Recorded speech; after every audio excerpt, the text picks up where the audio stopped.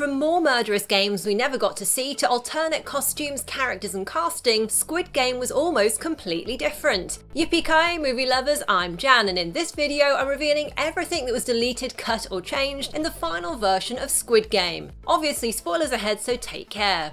When the show's creator first came up with the concept for Squid Game back in 2008, he wanted to make a feature-length movie, not a TV series. The original script was for a 2-hour film, and although it mainly concentrated on the games rather than the relationships between characters and their backstories, there still wasn't enough screen time to cover all the games we see in the show today. In fact, even when it came to the Netflix series, there was still a whole bunch of Korean children's games they considered including, but that ended up getting the chop. For instance, there's Gongi, which consists of throwing into the air, catching and picking up pebbles or other small objects. Not only is it popular in Korea, but it's also found in countries around the world, under a variety of names including knucklebones or jacks. Another game the creator almost included but decided to cut was a game based on a Korean nursery rhyme that's similar to Oranges and Lemons or London Bridges Falling Down, where children form arches or gates with their arms, which they drop to catch players walking underneath as the song finishes. I can imagine the horrific twist the show might have added to this game, given how the nursery rhyme ending of Oranges and Lemons is a chopper coming to chop off your head.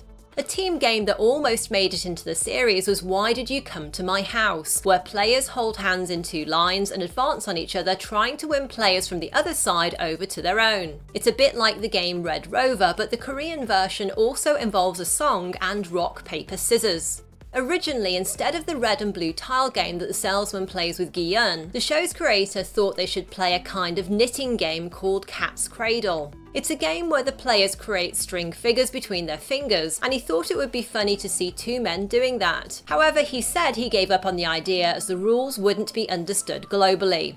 Elastics or jump rope was also suggested, but he felt that didn't work in terms of excitement and tension, and was a little difficult for everyone when it came to explaining all the rules. By the way, Gongi and Elastics did at least get a shout out in the show when Gi-hun was speculating what game they might play next.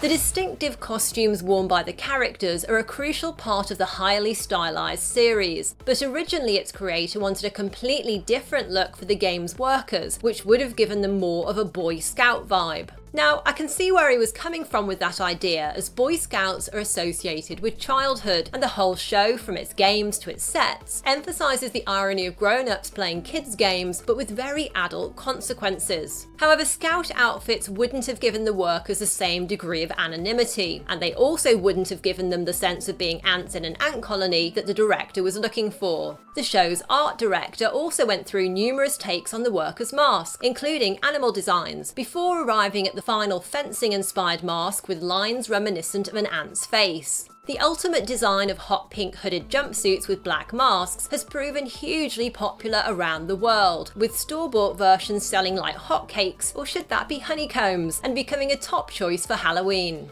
Some of the most heartbreaking moments in the Marbles game were originally going to be very different. In the early days of Squid Game's development as a movie, Ji-yeong as we know her didn't exist, and rather than a young woman who'd been imprisoned for killing her abusive father, in her place was a male character. However, 10 years later, when writer-director Hwang Dong-hyuk came to adapt his original idea for TV, he decided to create a female character instead, as he wanted to develop a bond between her and North Korean defector Sae-byeok, and highlight 2 people who weren't fighting and killing each other to climb up despite their gut-wrenching life or death situation. The scenes between Ji-yeong and her partner in the Marbles game, with all their empathy and understanding, are among the most powerful and touching moments in the series, and have had viewers the world over in tears. In fact, just reading the script for that episode had the actress who played Sae-byeok sobbing her heart out. And as far as the show's creator is concerned, those 2 characters are in a way the most innocent people, and Ji-yeong sacrificing herself so Sae-byeok can reunite with her family is the scene that makes you cry the most. Another fan favourite performance we almost missed out on was Anupam Tripathi's portrayal of Pakistani migrant worker Ali Abdul, who ends up in the games as he can't support his family after his boss repeatedly refuses to pay his wages. Although Ali is played beautifully by Tripathi, apparently he wasn't the original choice for the role. That was actually Filipino actor Carlo Aquino, who the show's creator invited to audition after seeing him in a Filipino movie. But despite being offered the part of Ali, sadly for Aquino, COVID-19 restrictions prevented him from travelling to Korea for the shoot. So the production looked to foreign performers already in the country, which is how Indian actor Tripathi, who moved there 11 years ago, got his chance to impress the team with his emotional acting and fluency in Korean. 3 auditions later, he got his big breakthrough and went on to capture the hearts of millions with his take on the kind and selfless Ali, leaving many of us crying our eyes out during his heart-rending final scenes. By the way, another Filipino actor, Christian Lagahit, also auditioned for Ali, but while his acting was good, they were worried he wasn't fluent enough in Korean. He did still end up in the show though as player 276, who you can spot taking part in the tug-of-war on Ji-yeong's team. As if having to play and win kids' games to stay alive wasn't bad enough, the players also have to contend with the murderous bully Deok-su and his gang, including con artist Mi-nyeo, who, interestingly enough, weren't in the original script for Squid Game. According to the show's creator, he added them to the Netflix series as he wanted a villain character to escalate conflict. In the initial movie script, there was no sign of policeman Jun-ho, who in the series poses as a worker to infiltrate the games and find his missing brother. Jun-ho ends up being a crucial part of the story, as he gives viewers a backstage pass to life behind the scenes for both the workers and the VIPs. Thank goodness then that the show's creator was able to add his character and storyline once he had lots of extra screen time to play with adapting his film idea for TV.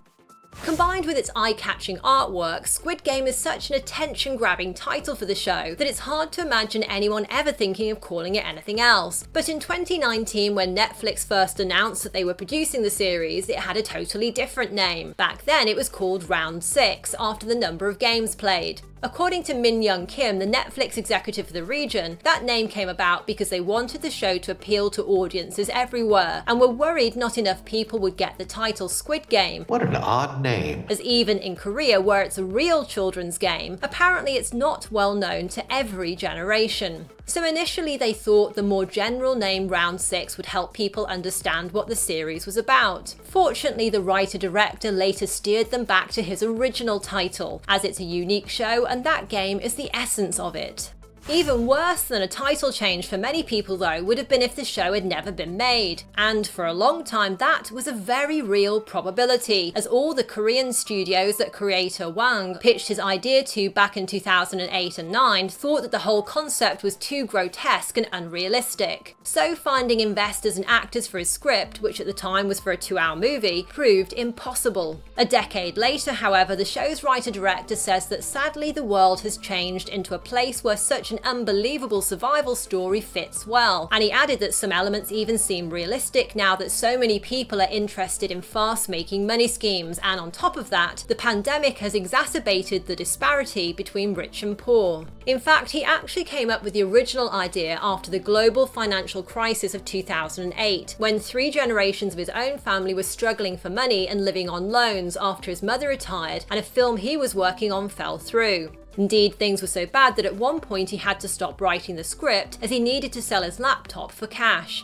A breakthrough came though in 2018 when he took his idea to Netflix, who'd just recently opened an office in Seoul, and they snapped up the project, suggesting they work together to turn it into a series, as they felt there was much more to the story than could be contained in one movie. A lot of hard work later, and Squid Game became South Korea's first series to reach Netflix's #1 spot in the US and around the world. And the show's just full of incredible details in the set design, plus tons of sneaky Easter eggs and foreshadowing for all the characters, which I discuss in lots more depth in my Things You Missed video. Tap here to watch that or follow the link in the video description. So are there any games or things you'd like to see in season 2 of Squid Game? Let me know in the comments below, and if you enjoyed this, then a thumbs up and a share are hugely appreciated. Tap left for my full Squid Game playlist, including amazing improvised moments that change the show. Thanks for watching and see you next time, yippee-ki-yay movie lovers!